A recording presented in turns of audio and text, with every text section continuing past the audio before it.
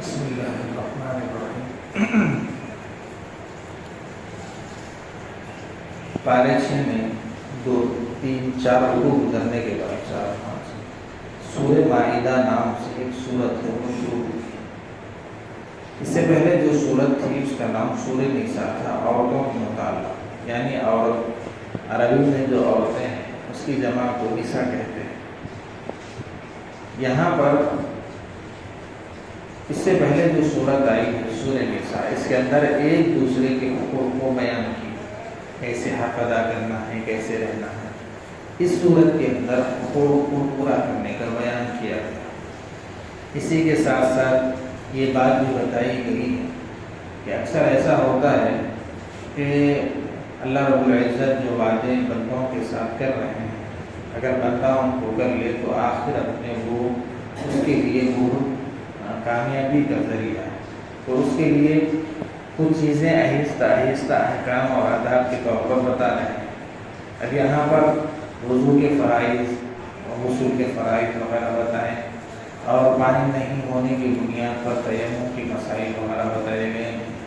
اور ایسے ہی اکثر ایسا ہوتا ہے کہ آدمی کے مزاج میں فطری غصہ ہوتا ہے، تو جس سے اکثر ایسا ہوتا ہے کہ حقوق کی لاپرواہی زیادہ ہوتی ہے، ادائیگی میں کمی کوتاہی ہوتی ہے۔ آدمی بندوں کے حقوق کو ادا کرنا درکنار اللہ کے حقوق سے بھی پامالی کرتا ہے۔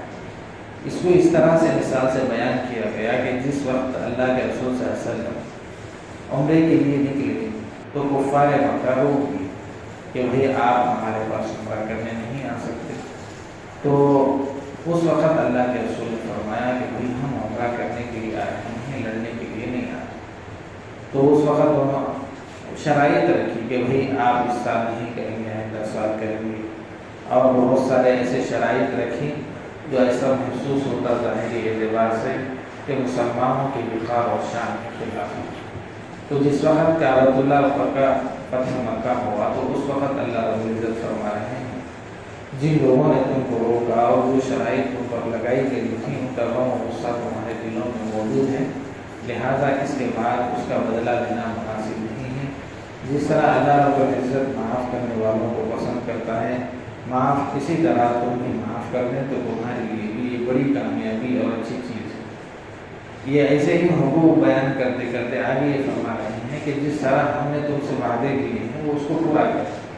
اسی درمیان میں ایک آیت بھی نازل ہوئی کہ جس کے اندر یہ خوشخبری دی گئی ہے کہ بھئی آج تمہارے لیے دین اور دین اسلام کو مکمل کر دیا گیا۔ عرفات کے میدان میں جبل رحمت کے پاس جمعہ کا دن تھا، عصر کی نماز کے بعد اللہ کے رسول صلی اللہ علیہ وسلم اپنی پر سوار تھے، تو اس وقت آیت نازل ہوئی کہ اب ساری چیزیں تمہارے اوپر واضح طور پر بیان کی گئی، جو حلال تھی حلال کی ہو اور جو حرام تھی حرام کو واضح کر دیا گیا۔ اس کے بعد جو آیتیں آئی ہیں صحابہ رضوان اللہ علیہ وسلم سے مروی ہے کہ وہ ترغیبات کے لیے آئی ہیں، حلال اور حرام اور دوسرے مسائل بیان کرنے کے لیے نہیں آئے۔ تو یہ عہد جس طرح لیا گیا تو اللہ فرما رہے ہیں تم سے جیسے عہد لیا گیا، یہودیوں سے بھی عہد لیا گیا کہ وہ عمل کریں۔ عمل نہیں کرنے کی بنیاد پر وہ لوگ تعبیر کرنے لگے، بعض تو یہ کہنے لگے کہ وہی ہم اللہ کے بیٹے ہیں، ہمارا عمل کرنا کیا ہے، ہم اگر خالی رہیں گے تو بھی ہمارے لیے اچھی چیز اور اطمینان کی چیز ہے۔ جیسے باپ اپنے بیٹے کے اکثر غلطیوں کو نظر انداز کرتا ہے، خادم کی غلطی کو نظر انداز نہیں کرتا، اسی طرح ہم بھی اللہ رب العزت کی نظر میں باعزت ہیں۔ نصارہ بھی یہی کہتے تھے کہ بہرحال اللہ رب العزت فرما رہے ہیں وہ لوگ آخرت میں جب آئیں گے تو ان کو خود معلوم ہے کہ مکمل سزا ملے گی، پھر وہ لوگ ایسے کیوں کہہ رہے ہیں حالانکہ ہم ان سے کئی وعدے لے چکے ہیں۔ تو ایک قصہ یہ بیان کیا کہ ایک مرتبہ ان کو مصر ملک سے نکل کر کہا گیا کہ تم حضرت موسیٰ علیہ السلام اور حضرت یوشع بن نون کے ساتھ نکل کر کے قوم عمالقہ ملک شام کے اوپر قبضہ جماؤ۔ جس وقت وہ وہاں پہنچے تو ان کی طاقت کو دیکھ کر یہود گھبرا گئے، تو اللہ رب العزت نے اپنے نبی کی زبانیں فرمایا کہ تم اللہ کی بات پر بھروسہ رکھو، ایسا کیوں کر رہے ہیں آپ لوگ، ایسا مرعوب کیوں ہو رہے؟ تو وہ لوگ کہنے لگے کہ تم اور تمہارا رب جاؤ اور لڑو، ہم یہیں پر اطمینان سے بیٹھیں گے۔ تو اللہ رب العزت نے ان کو دنیا کے اندر ایسی سزا دی کہ میدان کے اندر وادی ایک میدان ہے वहीं पर वो 40 साल तक भटकते रहे, ना अपने वतन को आए ना आगे। जब भी मैदान में जाते थे उसी तरह भटकते। फिर भी अल्लाह ने उनके ऊपर ये करम किया कि वो 40 साल के दौरान उनके ऊपर आसमान से खाना उतारा और दरख्त पत्थरों से पानी निकाला। ऐसे उनको मेहनत की ज़रूरत नहीं पड़ी और साए के तौर पर बादल को लेकर आया, फिर उनको मकान की ज़रूरत नहीं पड़ी। तो इस तरह इनामात करते रहे, लेकिन उनकी हर धर्मी की वजह से कुछ ज़ाहिरी अज़ाबात उनको दिए गए। अल्लाह रब्बुल इज़्ज़त फरमा रहे हैं, ये तो इनकी हरदर्मी और ये कहते हैं कि हम अल्लाह के बेटे हैं, करीब हैं। हालांकि काबिल और हाबिल का तज़किरा जिक्र किया।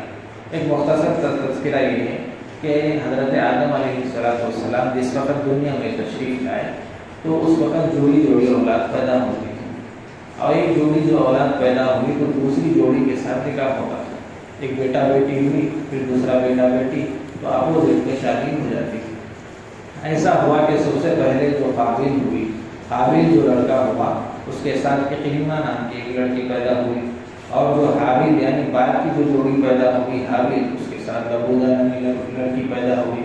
तो अब हाबिल को एक काबिल की बहन इक्रीमा से निकाह करना था, क्योंकि खूबसूरत थी।